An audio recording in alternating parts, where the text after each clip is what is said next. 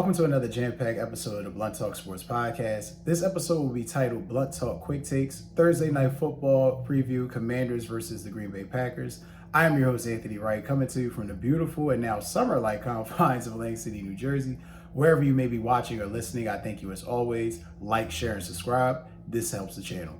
You can check the Blunt Talk Sports Podcast not only here on YouTube, but on Substack, Apple Podcasts, Spotify, Patreon, Trovo, and as well as on Podbean. Happy to be here with you guys on this beautiful September 11th, 2025, in remembrance of those that were fallen on September 11th, 2001. My prayers go out to those families that are, still grieving or still dealing with the ramifications and fallout of that day, that sad and tragic day. Also, I want to make sure we give a shout out to a few of our friends of the show. First and foremost, if you've been following the show for a while now, you know that StubHub is the #1 leading ticket seller in the world for the live event shows and concerts. Right now, as you can see on the screen, for my audio viewers, you'll see the description in the description box for my people that are watching this, whether on YouTube or Substack or Patreon. You'll be able to see this on the screen. There are also NFL tickets that are currently available. As you can see here, get in, plug into your NFL tickets. Make sure you're getting as much as you can out of this season. Make sure you get, family, friends, loved one, doesn't matter who it's with. Try to make sure you get out to a game. Also, college football season tickets are also available. We have NBA season tickets. Yes, it is that time. NBA season starts the end of October. Good time right now to start getting tickets early in the year before things get sold out. Also, WNBA tickets are also still on sale. Definitely want to make sure we do that and get a chance to get out in front of that. Also, for my PlayStation subscribers and my avid PlayStation players, if you guys are looking for some of the best, deals around, look no further than this show. And what do I mean by that? You can check in the description box of this video. I have a link to PlayStation Direct where you can find anything that you need as far as accessories, things for your console, controllers, anything to immerse your PlayStation experience. I definitely implore you to check it out. Sony PlayStation, more than a game. All right, guys, so hopping right into this episode. Like I said, this would be titled Commanders versus Packers preview episode. I did one, obviously, week 1 for the Eagles and Cowboys. I'm going to do this each week for every game, whether Thursday Night Football or, as many as I could possibly can. So doing this preview video, I want to dive into some of the factors that I think will affect the Commanders and the Packers going into tonight. Why I think who will win the game, I'll reveal that at the end of the video. And also for my people that are putting money down on the game, I definitely want to make sure that you guys have some insight into the betting odds and favors and statistics into all of that. So starting first and foremost, obviously Commanders and Packers tonight at 8:15 on Amazon Prime, NFL Network, obviously for those that watch it or that will be able to get it. Also, the game will be in Green Bay, so the game will be in Lambeau. This will be a big game for both teams. Early in the season, obviously the Commanders coming off a win against a division opponent, New York Giants, beating them 21-6. The Packers getting that thrilling victory against another division opponent, the Detroit Lions beating them 27-13. It just ultimately, it's good, solid wins, good, wins to feel good, starting the year. Now you really get tested because you play somebody in the conference, but outside of your division. Ultimately, this really lines up to be an excellent game. It's going to come down to a lot of situational football. I feel the nod goes to the Packers, but I will explain why. As we go a bit further, looking at some of the stats going into the history of this game between these two teams. The Packers lead the all-time series 22-17-1. Ultimately, though, in the last 5 games, I'm looking here, 1, 2, 3, 4, 5. Yes, last 5 games, the Packers are 2-5 in those games against the Commanders.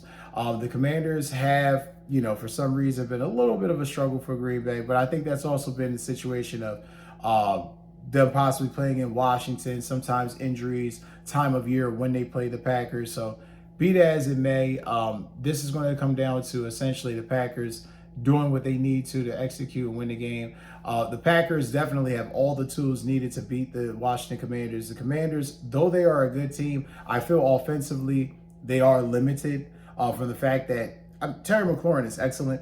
Deebosamuel, you're definitely happy with what you got out of him week 1 against the Giants. If he could do that, a lot more weeks throughout the season, you'll definitely be happy with the trade with getting him from San Francisco. However, you don't really have anybody outside of Terrymclaurin to really threaten the Packers defense. You got Zach Ertz, all reliable. He's definitely going to do what he does, but this is going to come down to ultimately Jaydendaniels and Cliff Kingsbury winning situational football against Jeff Hafley's defense. I don't trust that. So my nod there goes to the Packers.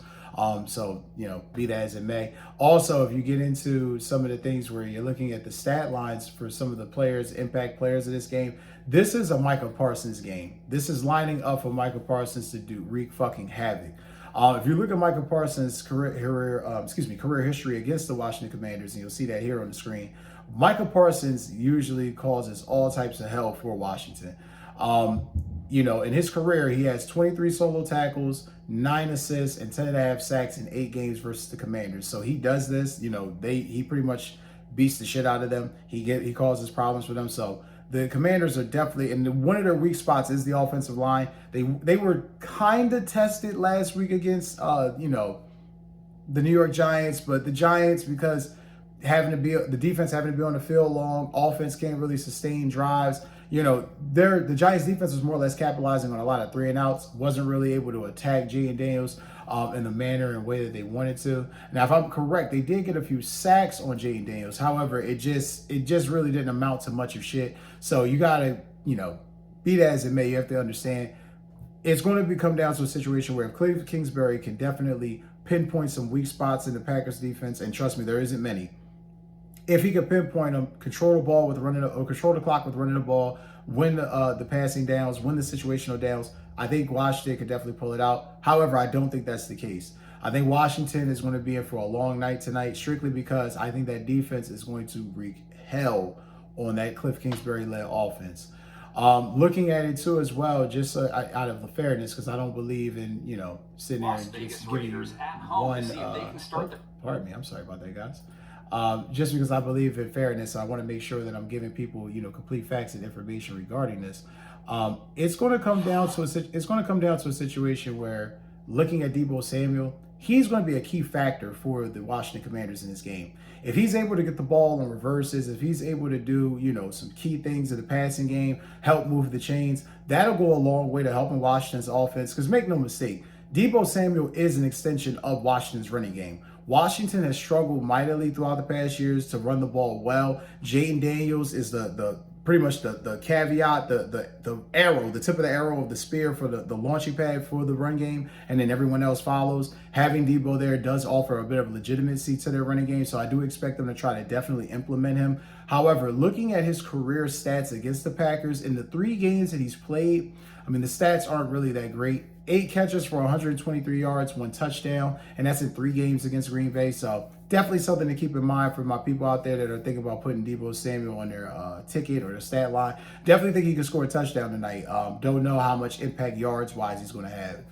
And then you got, Commanders, Coach Dan Quinn making jokes about Micah Parsons, who he previously coached in Dallas, making jokes about, making sure he doesn't play, game managing them, but essentially stating that you don't let game records wreck the game. So it's going to come down to a situation where Dan Quinn and the guys are going to have to really make sure that they got an extra tight end chipping in, which might hurt the passing game, which is one of the reasons why I think Green Bay will win. Because if you have to have an extra tight end or extra lineman in to help block and stunt, Micah Parsons' pass rush, when you still have Rashawn Gary on the other side, and also Deontay Wyatt and Lucas Van Ness coming in along that defensive line, it's just a situation where I think it's just a little too much for Washington to be able to handle on the onset, especially in a week 2 game with that defensive front as fast and as ferocious as they were, especially coming off that week 1 victory. Be that as it may, like I said, I got the Packers winning the game. I do think the Packers are going to win. My score would be 27-13 or 20. I'll be more realistic, 27-21. It's not that I don't think the Commanders can score on the Packers. I just feel that the Packers, they know already what their game plan is going to be. Stop Jaydendaniels. Now, if they can stop Jaydendaniels, the score will possibly be worse, but I do see it being a decent scoring game, 27-21, in the favor of the Packers. Now, for my bettors out there, my people going on the betting lines, if you're looking at this, entering the week, Green Bay is 3.5-point favorites. And the game's at 48.5 points total for the over-under. And it's tied for the highest of the week, which is with the Jaguars and Bengals. I'm going to tell you now, looking at this just from my own personal experience, if you take the spread, if you take the Packers in the spread, I do feel that's very favorable. A lot of people are going to take the plus and take the Commanders in the spread. I also understand that as well. It's a little bit of an overreaction spot just because you think about it. The Commanders just came off a division game. Packers looked really efficient against the Lions. So people are going to automatically assume that, this is going to be very much in favor of Green Bay, which it should be, but 3.5, a little bit high. Like I said, I do think it's going to be very much more of a high-scoring game, a very close game. But if I had any suggestions, I would definitely say take the Packers and the spread in this game. -3.5 on the road against the Commanders. And I do think that Commanders offense got away with a lot of sloppy play last week playing a division game. When you're playing a division opponent, sometimes they know what you're doing. So got to give, all credit there that the Commanders still pulled out the victory. But against a better defense, I don't think you'll be able to play like that and win. And before we wrap this up, guys, I want to check and make sure. I think, actually, believe it or not, that's it, guys. So that's going to do it for this episode. As always, don't forget to like, share, and subscribe. Don't forget the game comes on at 8:15 tonight. Don't forget, make sure you get your tickets in before then. Take care and enjoy the rest of your day.